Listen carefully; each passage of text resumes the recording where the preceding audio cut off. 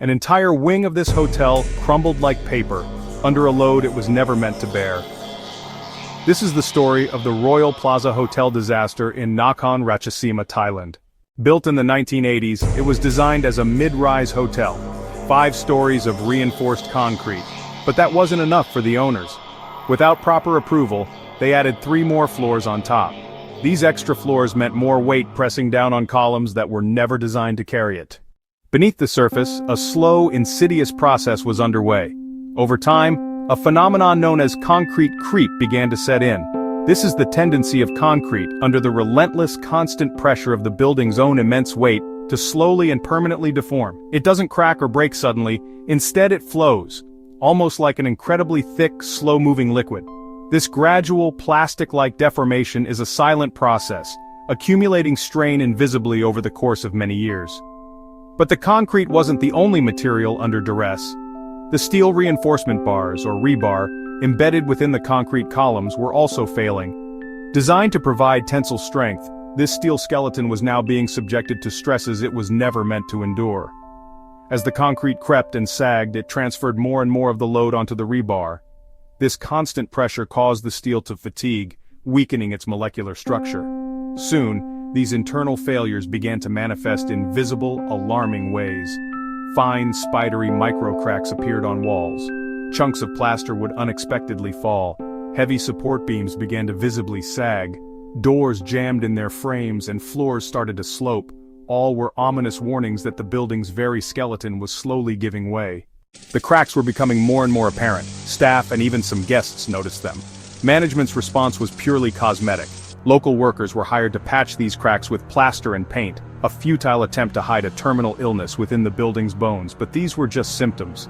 The true disease was a catastrophic failure deep within the concrete columns. The steel rebar essential for tensile strength was insufficient and improperly placed. The concrete itself was of a poor mix, crumbling internally under stresses it was never designed to bear.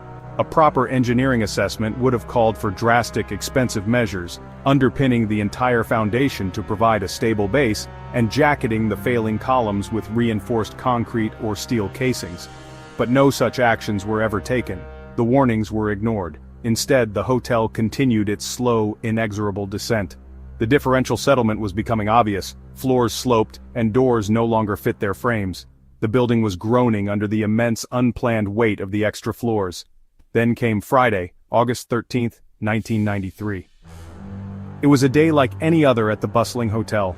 There was no typhoon, no earth tremor, not even a strong wind.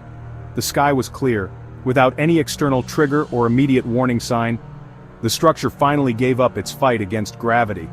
A sound like a series of deep, rapid-fire explosions echoed as the columns on one side of the north wing buckled. In less than 10 seconds, the 6-story building imploded. The floors didn't topple, they pancaked, collapsing vertically one on top of the other.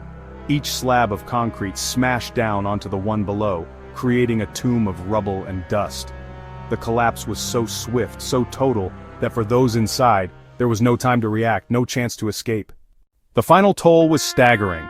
In the rubble of what was once the Royal Plaza Hotel, 137 lives were extinguished, and 227 people were pulled from the debris, bearing injuries that would alter their lives forever. The rescue effort was a frantic, desperate race against time, and the most bitter truth, it never had to happen. This catastrophe wasn't an act of God, it was the direct result of human error and greed. For years, clear warning signs, widening cracks in the walls, visible sagging, were systematically dismissed. Instead of addressing these critical issues, management pursued reckless, unapproved modifications. An entire extra floor was added, along with heavy equipment on the roof, piling stress onto a frame that was already screaming for relief. This was not fate, it was a cascade of deliberate, dangerous choices. The subsequent investigation laid bare a culture of negligence where safety regulations were treated as mere suggestions. The collapse became a grim, indelible lesson for the nation, a story written not just in concrete and steel, but in the blood of the innocent, forcing a reckoning with building codes. Which brings us to our next story, the most infamous engineering mistake in U.S. history. But remember the voices that were ignored at the Royal Plaza. If you see something, say something. Your vigilance could be the one thing that prevents the next tragedy. It could save lives.